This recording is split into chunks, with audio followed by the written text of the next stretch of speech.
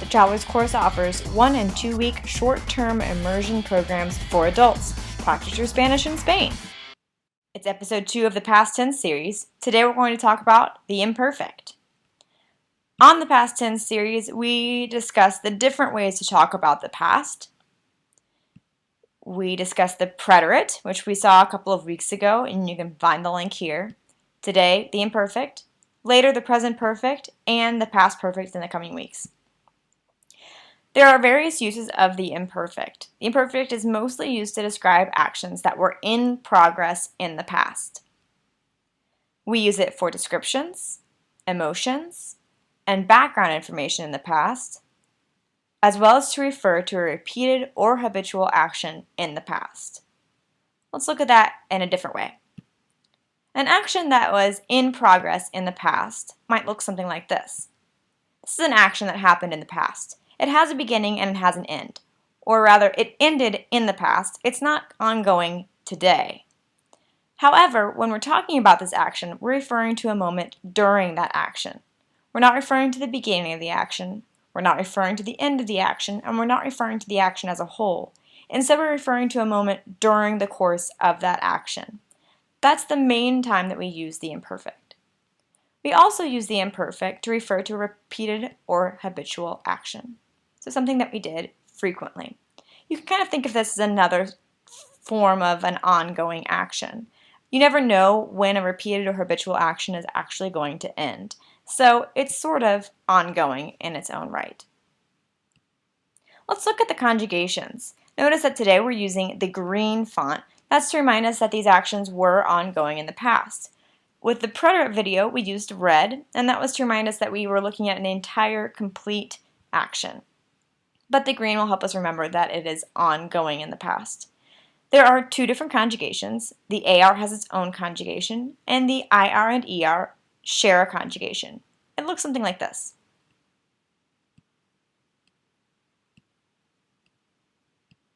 We've removed the AR and added the ABA, ABAS, ABA, ABAMOS, ABAIS, and ABAN endings.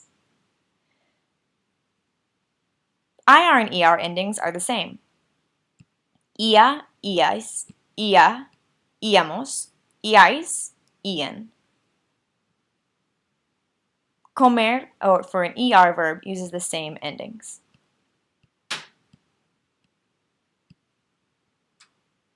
There are some irregular verbs in the imperfect. Ver, ser, and ir are, as usual, irregular. Ver is only slightly irregular. Instead of losing the E and the R, it only loses the R this time and maintains the E. So we have veía, veías, veía, veíamos, veíais, and veían. Ser is completely irregular, as we've come to expect.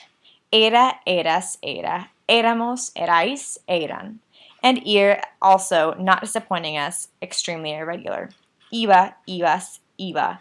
Íbamos, ibais, iban. Those are just ones you have to memorize. Luckily, there aren't very many in the irregular. Let's look a little bit more at the uses of the imperfect in detail. And we talked a little bit about what it means to have an action in progress, but let's look at it one more way. An action that's in progress continues and is still going to continue. When we use the imperfect, we're referring to a moment during this action. So here our little stick figure was already walking, was going to continue to walk. But if we want to refer to this moment in time during the action, we use the imperfect. So here we could say, caminaba, he was walking.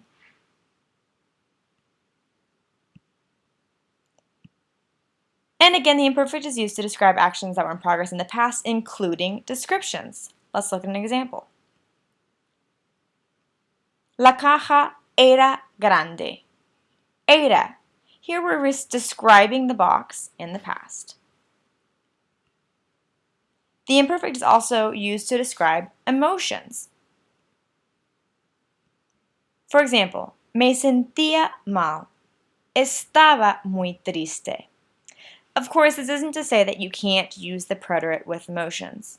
But typically when referring to emotions in the past, we're talking about a moment that was in progress. And so we use the imperfect. We also use it for background information. Here are some examples. La música estaba alta. The music was loud.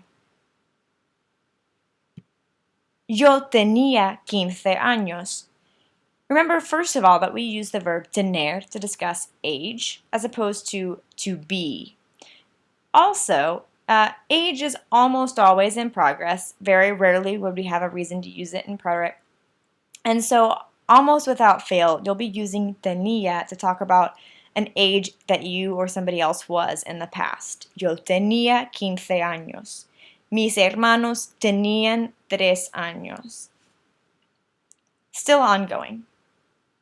And again, we've seen that we can use it for repeated or habitual actions. Some examples. Comía en la casa de mi abuela cada domingo. Here we have cada domingo. That's every Sunday. And so we've used the imperfect of comer, comía, to say I used to eat in my grandmother's house every Sunday. Mi familia iba a la playa todos los veranos. Again, we have todos los veranos, indicating that it was a habitual or repeated action. So we've used the imperfect of the verb ir, to go, to say we would go, my family would go to the beach every summer. Let's look at some examples that contrast the imperfect with the preterite. Yo me mudé a Missouri cuando tenía 5 años. There are 2 verbs in this sentence. One is in the preterite, and one is the imperfect. Can you tell which is preterite and which is imperfect?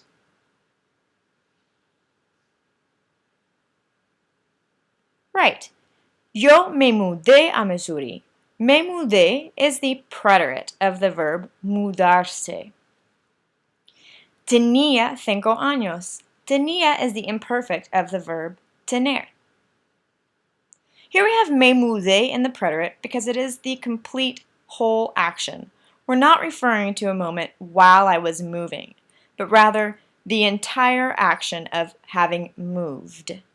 Yo me mudé a Missouri. I moved to Missouri cuando tenía 5 años, and as we've previously seen, we almost always use imperfect to discuss age because it was still ongoing. Fuimos a una fiesta anoche. La música estaba alta. 2 verbs, 1 preterite and 1 imperfect. Can you tell where they are?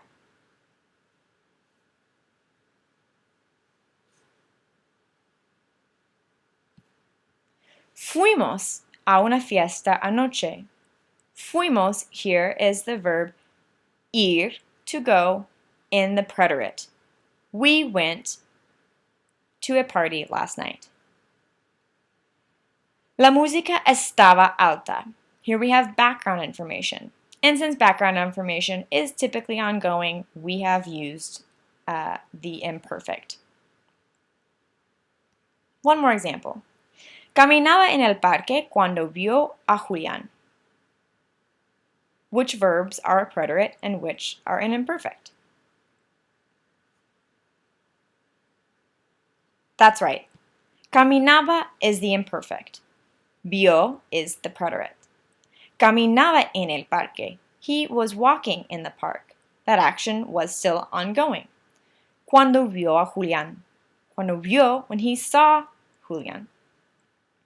And we'll talk in a future episode about more of the contrast between the preterite and the imperfect, and we'll see that it's very frequent that a preterite action will interrupt an imperfect action.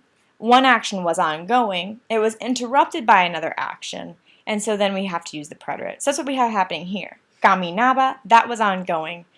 Vio, that's the preterite that interjects into that other action. I hope that you've learned something through these episode 2 of the past tense series with the imperfect.